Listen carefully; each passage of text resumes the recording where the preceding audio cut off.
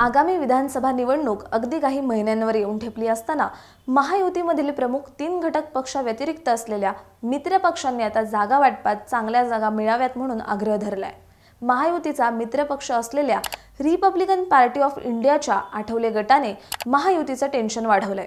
Republican party of इंडियाच्या आठवले गटानं नेमकं काय टेन्शन वाढवलंय? मित्र पक्ष महायुतीसाठी डोकेदुखी ठरणार आहेत का?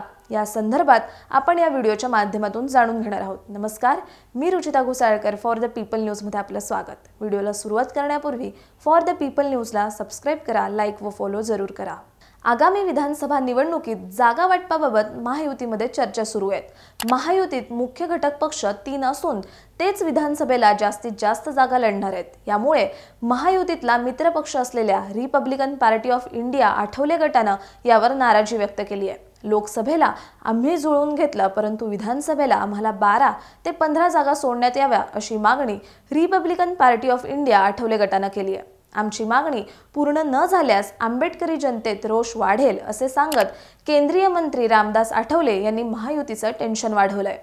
रविवारी 25 ऑगस्ट रोजी कार्यकर्त्यांचा मेळावा घेऊन विधानसभा निवडणुकीसाठी रामदास आठवले यांनी रणशिंग फुंकलंय। विधानसभा निवडणुकीसाठी आम्हाला ऊसधारक शेतकरी हे चिन्ह मिळालंय। इथून पुढच्या निवडणुका आम्ही ऊसधारक शेतकरी या चिन्हावर लढणार आहोत। तसंच आम्ही लोकसभेला इतर प्रमुख पक्षांशी जुळून घेतले, परंतु आता विधानसभेला आम्ही जुळून घेणार नाही। आमचा देखील विचार केला गेला पाहिजे अशी मागणी रामदास आठवले यांनी केली आहे। पुण्यातील पुणे कॅन्टोन्मेंट, वडगाव शेरी, पिंपरी या विधानसभा मतदारसंघावर Republican party of India Athawale गट दावा करणार असल्याची माहिती समोर आली आहे। या 3 विधानसभा मतदारसंघाचा मागील विधानसभा निवडणुकीचा थोडक्यात आढावा घेऊया।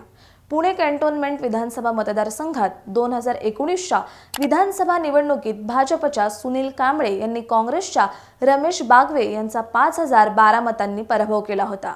वडगाव शेरी विधानसभा मतदारसंघातून 2019च्या विधानसभा निवडणुकीत राष्ट्रवादी काँग्रेसच्या सुनील टिंगरे यांनी भाजपच्या जगदीश मुळीक यांचा 4956 मतांनी पराभव केला होता।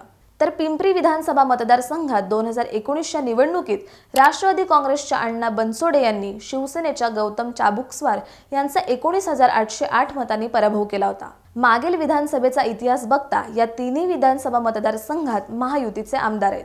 त्यामुळे पुण्यातील या 3 मतदारसंघावर Republican party of India Athawale गटानं दावा केल्यामुळे महायुतीचं टेन्शन अधिक वाढणार आहे। या 3 विधानसभा मतदारसंघावर दावा करण्याचं कारण म्हणजे या ठिकाणी Republican party of India Athawale गटाची ताकद आहे असं त्यांचं म्हणणं आहे। यापूर्वीच्या निवडणुकांमध्ये या पक्षाला किती मतदान झालं ते पाहूयात। पुणे कॅन्टोन्मेंट विधानसभा मतदारसंघात 2009ची विधानसभा निवडणूक रोहिदास गायकवाड यांनी Republican party of India Athawale गटाकडून निवडणूक लढवली होती। यावेळी त्यांना 5093 मते मिळाली होती। त्याचप्रमाणे वडगाव शेरी विधानसभा मतदारसंघात 2009ची विधानसभा निवडणूक अफसर सय्यद यांनी लढवली होती। त्यावेळी त्यांना 11381 मते मिळाली होती।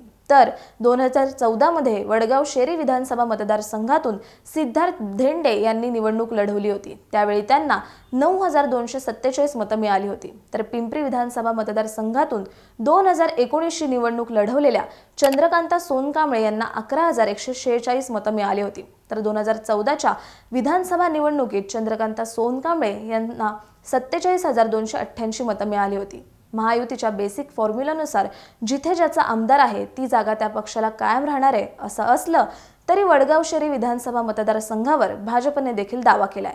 भाजपकडून या मतदारसंघात निवडणूक लढवण्यासाठी 3 जण इच्छुक आहेत आणि आता त्यात Republican party of India Athawale गटाची भर पडली आहे। पुणे कॅन्टोन्मेंट, वडगाव शेरी, पिंपरी या 3 मतदारसंघातील पेच महायुती कसा सोडवणार हे पाहणं महत्त्वाचं ठरणार आहे। याविषयीचं तुमचं मत कमेंट करून सांगा। व्हिडिओ आवडल्यास लाईक करा आणि फॉर द पीपल न्यूजला यूट्यूब, फेसबुकवर सबस्क्राइब, लाईक व फॉलो करायला विसरू नका। धन्यवाद। भारत दुनिया का सबसे बड़ा लोकतंत्र और NLC भारत देश का सबसे बड़ा गैर राजनीतिक मंच। शक्तिशाली लोकतंत्र के लिए राहुल कराट का सार्थक कदम। मुंबई में हुआ ऐतिहासिक प्रथम राष्ट्रीय विधायक सम्मेलन।